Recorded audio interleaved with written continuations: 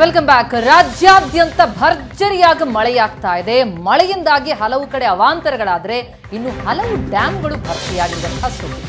ಅದರಲ್ಲೂ KRS dam 2 ವರ್ಷಗಳ ಬಳಿಕ ಭರ್ತಿಯಾಗಿರುವಂಥದ್ದು. ಕೆಆರ್ಎಸ್ ಜಲಾಶಯ ಕಾವೇರಿಗೆ ಜೀವ ಕಳೆ ಬಂದಿದೆ 2 ವರ್ಷದ ಬಳಿಕ. ಹಾಗಾಗಿ ಸಹಜವಾಗಿ ರೈತರ ದಿಲ್ಖುಷ್ ಆಗಿದೆ. ದಿನೇ ದಿನೇ ಜಲಾಶಯದ ಒಳಹರಿವು ಹೆಚ್ಚಳವಾಗ್ತಾ ಇದೆ. ಸುಮಾರು 50,000 ಕ್ಯೂಸೆಕ್ಸ್ ನೀರನ್ನ ಡ್ಯಾಂನಿಂದ ನದಿಗೆ ಹರಿಬಿಡಲಾಗಿದೆ. ಸುವರ್ಣ ನ್ಯೂಸ್ ಕ್ಯಾಮೆರಾದಲ್ಲಿ ಸೆರೆಯಾಗಿರುವಂತಹ ಆ ಮನಮೋಹಕ ದೃಶ್ಯ ನೋಡ್ತಾ ಇದೆ, ಕಣ್ತುಂಬುತ್ತೆ. 2 ವರ್ಷದ ಬಳಿಕ ಭರ್ತಿಯಾಗಿರುವಂತಹ ಕೆಆರ್ಎಸ್ ಜಲಾಶಯದ ನೀರಿನ ಹರಿವಿನ ಈ ದೃಶ್ಯ ನೋಡ್ತಾ ಇದ್ರೆ ನಿಜಕ್ಕೂ ಮೈ ಮನ ಸೆಳೆಯುವಂತಹ ದೃಶ್ಯ ಇದು. 50,000 ಕ್ಯೂಸೆಕ್ಸ್ ನೀರನ್ನ ನದಿಗೆ ಹರಿಬಿಡಲಾಗಿರುವಂತಹ ಚಿತ್ರಣ ನೋಡ್ತಾ ಇದ್ದೀವಿ. 2 ವರ್ಷ ಆಗಿತ್ತು ಡ್ಯಾಮ್ ಭರ್ತಿಯಾಗಿ. ಆದರೆ ಈಗ ಸುರಿತಾ ಇರುವಂತಹ ಭರ್ಜರಿ ಮಳೆ ಕೆಆರ್ಎಸ್ ಜಲಾಶಯವನ್ನು ಈ ರೀತಿ ಭರ್ತಿ ಮಾಡಿದೆ. ಜೊತೆಗೆ ಜಲಾಶಯದ ಒಳಹರಿವು ಹೆಚ್ಚಳವಾಗಿದೆ. ಸ್ಕ್ರೀನಲ್ಲಿ ಗಮನಿಸ್ತಾ ಇದ್ದೀವಿ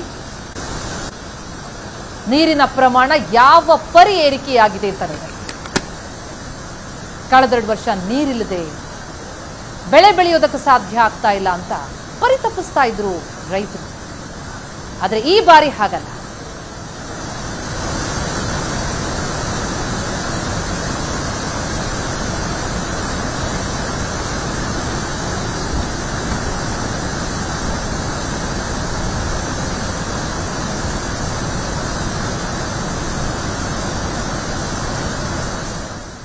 ಕೆಆರ್ಎಸ್ ಜಲಾಶಯ ಸಂಪೂರ್ಣವಾಗಿ ಭರ್ತಿಯಾಗಿದೆ. ಕೆಆರ್ಎಸ್ ಜಲಾಶಯಕ್ಕೆ ಪ್ರತಿನಿತ್ಯವೂ ಕೂಡ ಅಪಾರ ಪ್ರಮಾಣದ ನೀರು ಹರಿದು ಬರ್ತಾ ಇದೆ. ಇದೀಗ ಕೆಆರ್ಎಸ್ ಜಲಾಶಯದಿಂದ 52,000 ಕ್ಯೂಸೆಕ್ ನೀರನ್ನ ಕಾವೇರಿ ನದಿಗೆ ಹೊರಬಿಡಲಾಗಿರ್ತಕ್ಕಂಥದ್ದು. ಆ ದೃಶ್ಯಗಳು ಕೂಡ ನಮಗೆ ರಮಣೀಯವಾಗಿ ನೋಡೋದಕ್ಕೆ ಸಿಗ್ತಾ ಇದೆ. ನೀವು ದೃಶ್ಯಗಳಲ್ಲೂ ಕೂಡ ಗಮನಿಸ್ಬೋದು. ನಾನೀಗ ಮಂಡ್ಯ ಜಿಲ್ಲೆ ಶ್ರೀರಂಗಪಟ್ಟಣ ತಾಲೂಕಿನ ಕೆಆರ್ಎಸ್ ಡ್ಯಾಮ್ನ ಹೊರಹರಿವಿನ ಚಿತ್ರಣವನ್ನು ನಿಮಗೆ ತೋರಿಸ್ತಾ ಇದ್ದೀನಿ. 20ಕ್ಕೂ ಹೆಚ್ಚು ಗೇಟ್ಗಳಲ್ಲಿ 52,000 ಕ್ಯೂಸೆಕ್ಕೂ ಹೆಚ್ಚು ನೀರನ್ನು ಕಾವೇರಿ ನದಿಗೆ ಬಿಡಲಾಗಿದೆ. ನೀರಿನ ಬೋರ್ಗರೆತದ ದೃಶ್ಯಗಳನ್ನು ನೀವಿಲ್ಲಿ ಗಮನಿಸ್ತಾ ಇದ್ದೀರಾ. ರಭಸವಾಗಿ ಕೆಆರ್ಎಸ್ ಡ್ಯಾಮ್ನಿಂದ ಕಾವೇರಿ ನೀರು ನದಿಗೆ ಹೋಗ್ತಾ ಇರ್ತಕ್ಕಂಥದ್ದು. ಹಾಲಿನ ನೊರೆಯಂತೆ ನೀರು ಧುಮ್ಮಿಕ್ತಾ ಇದೆ. ಬಂಡೆಗಳಿಗೆ ಅಪ್ಪಳಿಸಿ ಆ ಹನಿಗಳಂತೆ ಚಿಮ್ತಾ ಇರ್ತಕ್ಕಂತಹ ಒಂದು ಮನಮೋಹಕ ದೃಶ್ಯಗಳನ್ನು ಕೂಡ ನಾನು ನಿಮಗೆ ಇಲ್ಲಿ ತೋರಿಸ್ತಾ ಇರ್ತಕ್ಕಂಥದ್ದು. ಅಂದರೆ ಕಳೆದ 10-15 ದಿನಗಳಿಂದ ಕಾವೇರಿ ಜಲಾನಯನ ಪ್ರದೇಶದಲ್ಲಿ ಎಡೆಬಿಡದೆ ಮಳೆ ಸುರಿತಾ ಇದೆ. ಭಾರೀ ಪ್ರಮಾಣದ ನೀರು ಕೂಡ ಕೆಆರ್ಎಸ್ ಜಲಾಶಯಕ್ಕೆ ಪ್ರತಿನಿತ್ಯವೂ ಕೂಡ ಹರಿದು ಬರ್ತಾ ಇರ್ತಕ್ಕಂಥದ್ದು.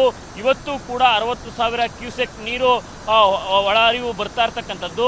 ಆ ಕಾರಣಕ್ಕಾಗಿ 52,000 ಕ್ಯೂಸೆಕ್ ನೀರನ್ನು ಇದೀಗೆ ನದಿಗೆ ಬಿಡಲಾಗಿರ್ತಕ್ಕಂಥದ್ದು.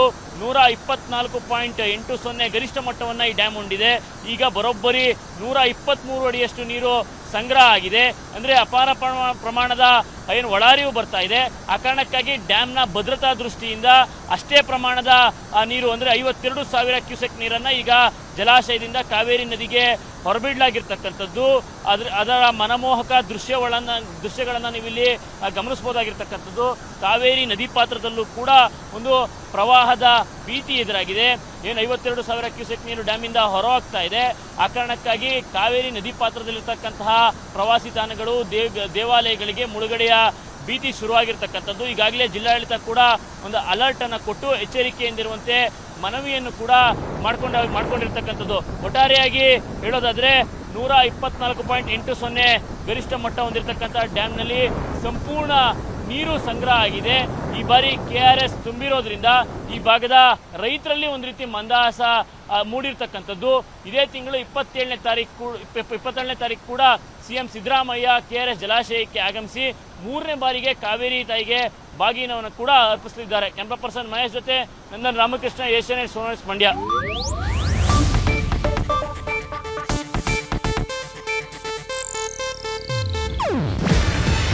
ಇದು ಏಷ್ಯಾನೆಟ್ ನ್ಯೂಸ್ ನೆಟ್ವರ್ಕ್ ಪ್ರಸ್ತುತಿ. ನೀವು ನೋಡ್ತಿದ್ದೀರಾ ಏಷ್ಯಾನೆಟ್ ಸುವರ್ಣ ನ್ಯೂಸ್.